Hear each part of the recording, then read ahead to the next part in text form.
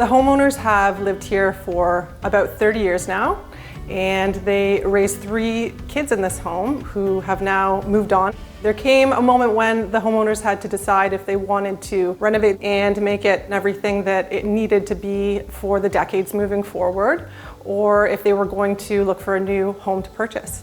So they decided to stay and make the updates that they needed to stay in the home. I wanted to make sure that we paid homage to the exterior of the home, and we also brought that level of sophistication to the interior. We decided to paint out the majority of the house in all white, so there is no distinct definition of color between the trim and the walls. Everything's consistent and the same. The entryway was separated by a relatively long hallway that divided the entryway from the living room space.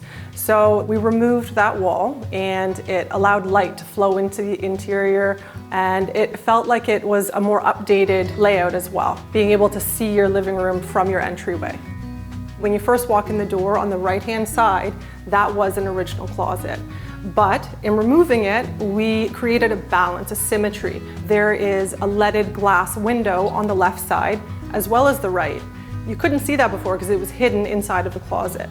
So by removing that, it created a sense of balance, and it's quite pretty from the interior.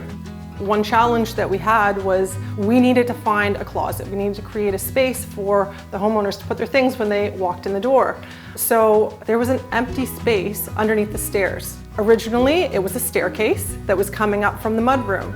So by switching the location of that stairwell, we could now accommodate a closet. We brought the fireplace into the living room, and we created 2 niches on each side. Since we removed the chimney from the sunroom, we had to have somewhere that it was venting out. So we decided to vent out the side of the house. That left us with a challenge of somehow disguising these vents into bulkheads. So we mirrored the bulkhead on each side of the fireplace. You know, it just adds a little bit of something extra to the design. They do end up spending a ton of time in their living room area. We opted for very comfortable, wearable fabrics on all of their upholstery, and oversized chairs, which, you know, are a really nice feature and allows for a very comfortable place for their family to get together and entertain. The kitchen was gutted. It wasn't so much that the kitchen was not functional before. We really maintained most of the floor print. What was most important, that we were updating the finishes and making it feel more contemporary. We did change the entryway through the mudroom and where the bar is located, so it feels a bit more open when you come in. And we luckily were able to gain some space. So with that extra space, we created a pantry and coffee bar area.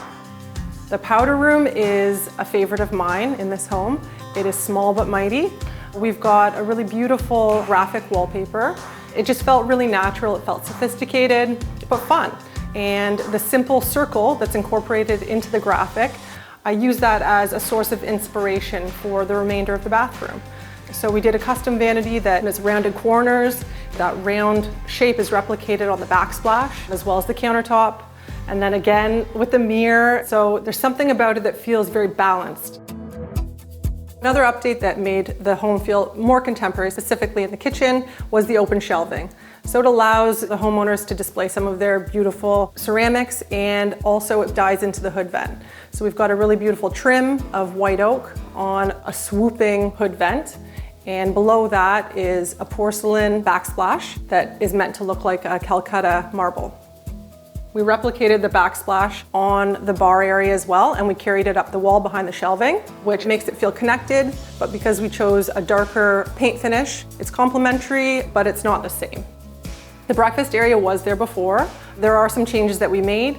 The window that you're seeing behind me, it was raised before, so we decided to bring the window down to the floor. In that very small breakfast area, it was very valuable floor space that we gained.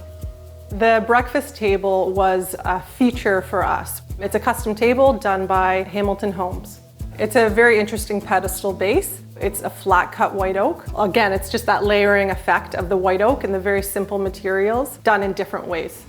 The most important change that we made in the dining room was making it a little bit bigger. We bumped the wall out at the back of the home by about 6 feet, and we put some French doors on there as well. So it sort of feels like an indoor-outdoor space. We also got the addition of a side window in doing so. That's one area, one room in the house that we wanted to bump up the mood. We felt like doing a wallpaper in there was appropriate. We've got a grass cloth that's done in a denim color, and it does really create a sense of moodiness. We wanted to layer different textures, and the plaster light fixture that we chose for the dining room is very simple in its design, but it is a really nice textural element. The dining table was the original table that the homeowners had. We kept the base and we put a walnut top on it. Before, they didn't frequently have both leaves in. They would have had to actually move that table a little bit closer to the living room space. And also, there wasn't such a large door between the living room and dining room. So it felt quite tight. And now I think there's more space and room to breathe. The sunroom, we've had a chat, the homeowner and I, trying to decide when was the original done. And it was probably done sometime just after the home was built, and it was done as a seasonal room. At some point, there was an update done and it was insulated. When the contractor pulled up the floors and took the walls off, we realized that it was wood chips that were insulating the space. So by putting proper insulation in and drywalling, continuing the floor throughout that space, it just made it feel like it was connected with the rest of the home. That's an example of one of the rooms where we widened and raised the entryway. It allowed for a great amount of light to come in from the sunroom to the dining room. The original home had a chimney and a fireplace that bumped into the sunroom, eating into this relatively small space. So once we removed the chimney and the fireplace, we decided to actually bump into the living room with the insert. It allowed for a better floor plan of a rectangle now where we could lay out furniture much easier. The mudroom is a very small space and I wanted to have a little fun with it. So we did a terrazzo floor. It's got really big chunks of marble in it, and it's a little bit whimsical as well. There is a very small built-in cabinet that they can store, little knickknacks, hats, mittens, and we have a really beautiful exposed hook. It feels like a very comfortable, easygoing mudroom. I think that this home, we wanted it to flow very well so that the family could feel connected, to the living space without it being a completely open concept. I feel like floor plans are going back a little bit. 5-10 years ago, we wanted everything to be open. But I think that there's something in appreciating a little bit of, definition between spaces so that you can have a group of people in your living room, and then you can also be prepping in the kitchen, and you don't have to be on your best behavior. Everyone's a little bit separate.